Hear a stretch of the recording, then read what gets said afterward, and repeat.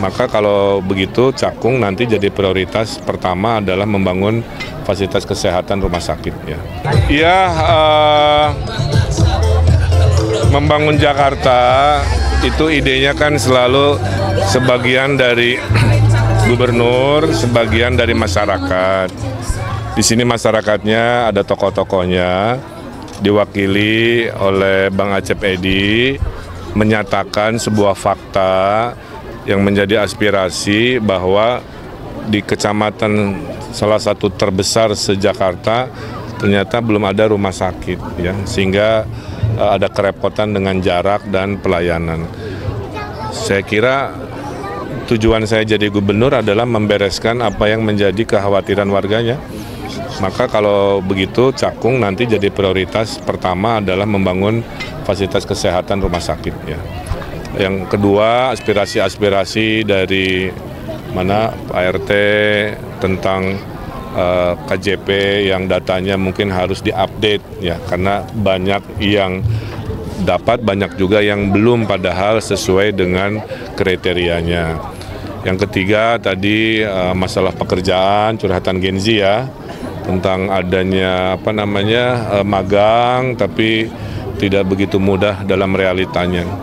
Nah, jadi hal-hal tersebut akan nempel di kepala saya sehingga suatu saat kalau kita sudah terpilih, saya balik lagi ke Cakung tentu memberikan jawaban-jawaban terhadap keinginan dari warganya. Memang begitu seharusnya dalam konsep membangun. Saya kira itu, ya. Pak tadi juga dapat aspirasi soal zonasi nih, Pak. Ya, sekolah, ya. Nanti kita cari tanahnya, tapi sebenarnya saya punya gagasan, kalau tanahnya betul-betul nggak ada, itu SMP-nya bisa direnovasi menjadi SMP dan SMA. Kalau swasta bisa, kenapa negeri nggak bisa? Paham, ya? Nah, kan swasta juga begitu, kadang-kadang swasta tuh SD-nya di situ, SMP-nya lantai berapa, SMA-nya lantai berapa, kan?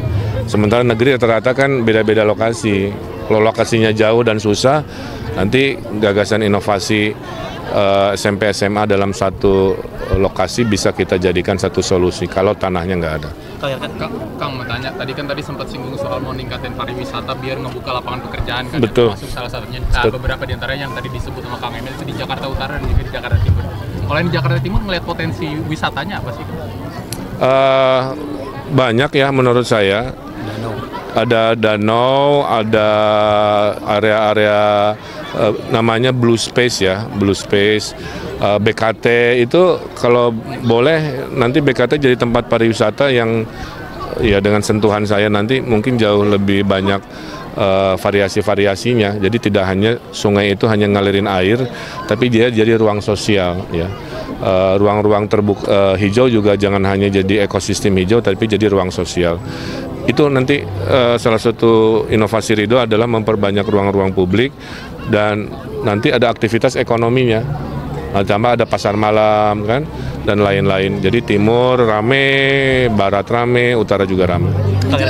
Soal penambahan dana 1,2 untuk RT RW yang berprestasi, kan mungkin boleh dijelaskan lebih lanjut soal program? Ya, itu mah sebuah upaya aja agar kualitas proposal 200 juta per RW-nya itu bagus. Nah, ada 10 RW dari 2.700-an sekian, kita kasih tambahan aja sebagai insentif bahwa kita menghargai RW-RW yang kegiatan pembangunannya berkualitas. Kali 10 RW mungkin per tahun hanya nambah 10 M, ya, untuk memberikan hadiah kepada RW yang programnya bagus. Mudah-mudahan RW-nya di sinilah salah satu. Ini menjelang debat besok nih, Pak, ada strategi khusus untuk meningkatkan elektabilitas kembali atau seperti apa?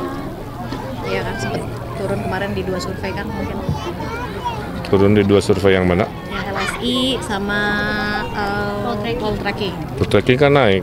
Oh, naik, ya, Kang, ya? Iya, mungkin boleh belum update. target di debat kemarin. Saya sampaikan begini, ini berkali-kali ditanyakan terus, ya. Mau surveinya nggak bagus, jawabannya saya kerja keras, meningkatkan belusukan dan lain-lain. Kalau surveinya bagus, jawabannya juga sama, tetap kerja keras, belusukan, sosialisasikan. Nggak ada bedanya. Survei itu hanya sebuah pembaca mood, bukan penentu takdir. Saya sukanya survei itu hanya membuka bedah datanya, di mana kuat, di mana lemah. Oh, jadi geraknya hanya sebagai peta Google bahwa kita kuat di mana, lemah di mana. Saya kira Itu aja. Jadi kalau nanti keluar survei lagi, Kang tanggapannya gimana? Jawaban saya insya Allah sama, kerja keras sampai akhir waktu. Persiapan debat pilkada besok gimana? Program apa yang ingin ditonjolkan kesejahteraan? Ya, itu mah buat besok. Yang paling utama adalah insya Allah 1 juta lapangan pekerjaan dalam 5 tahun. Amin. Oke ya. Sempat mengusulkan pembangunan Sudirman, seberapa penting untuk di wilayah Cakung sendiri? Kalau saya lihat pembangunan Jakarta Timur memang Cakung seperti tertinggal ya. Jadi dari 10 kecamatan yang ada, kita ini Cakung kan paling banyak jumlah masyarakatnya, hampir 560.000 gitu loh. Dari beberapa generasi sebelumnya gubernur, seolah-olah rumah sakit di Cakung ini kayak di nomor sekian kan lah. Jadi insya Allah dengan adanya Bang Ridwan Kamil, kami minta komitmen sesuai dengan fakta integritas untuk menandatangani dan segera memprioritaskan pembangunan itu. Emang dari kapan Bang itu rencana mau niat ada rumah sakit ini sebenarnya? Itu sudah hampir 10 tahun yang lalu ya. Itu sudah ada lahannya, kemudian konsep pembangunannya cuma menjadi wacana terus. Saya khawatir kalau memang tidak diangkat di dalam media publik, ini akan menjadi hanya sekedar kiasan saja. Jadi Apa sih Bang yang jadi alasannya selalu jadi wacana selama ini yang nggak pernah terwujud akhirnya? ya, hampir kebanyakan banyaknya oknum ya, oknum birokrat yang mungkin memprioritaskan RPtra dan RPtra terus gitu loh. Jadi kita ingin pembangunan itu prioritas gitu loh. Kalau di zaman Pak Anies apakah ada tanda tangan kontrak kampanye seperti tadi Bang? Apakah cuma di Ridwan Kamil aja ada tanda tangan komitmen fakta integritas pembangunan? Karena gini, kan tergantung daripada kajiannya yang mengundang. Nah kalau kita, kebetulan saya juga sebagai Wakil Karang Taruna DKI, juga sebagai teman-teman ini melihat bahwa rumah sakit yang selama ini dibutuhkan di Cakung, urgensinya penting. Karena banyak orang Cakung sakit, kemarin pas Covid itu ada yang sampai ke Durensawit, ke Jakarta Utara, ke Koja gitu loh. Nah ini penting banget gitu loh. Itu sih intinya sih. Baru Pak RK berarti yang berani tanda tangan? Baru Pak Ridwan Kamil, Bang Ridwan Kamil yang berani menandatangani ini, dan tadi saya diarahkan sama beliau segerakan buat kajian yang lebih besar, naikkan ke dalam konsep supaya insya Allah menang langsung dibuatkan. Tadi disebut nggak sama Pak RK mau kalau misalnya kepilih kayak sebulan langsung jadi dikerjakan atau bagaimana? Ada disebutin? Intinya sih dengan adanya penandatanganan ini yang jelas pasti konsep seorang gubernur pasti terencana ya. Ini bisa menjadi program rencana minimal 1-2 tahun ke depan pasti insya Allah bisa terbangun. Berarti hari ini yang dijanjikan sama Kang Emil apa aja? Yang pertama, yang kalau saya tadi mendengarkan adalah sudah pasti berkomitmen untuk rumah sakit. Kemudian yang kedua, dengan adanya dana alokasi untuk RW, ya yang kita tahu bahwa Musrembang ini seolah-olah menjadi permainan oknum-oknum pemerintah saja gitu loh. Nah, 200 juta ini tepat guna, tepat sasaran, hingga kemudian tadi yang Bang RK sampaikan ada bonus nih bagi yang memang secepat mungkin RW yang berprestasi untuk membuat satu gebrakan buat pembangunan di kampungnya masing-masing.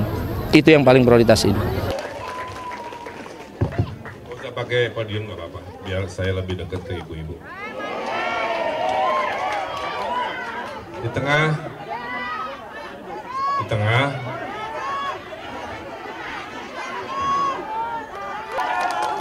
Ya, assalamualaikum warahmatullahi wabarakatuh.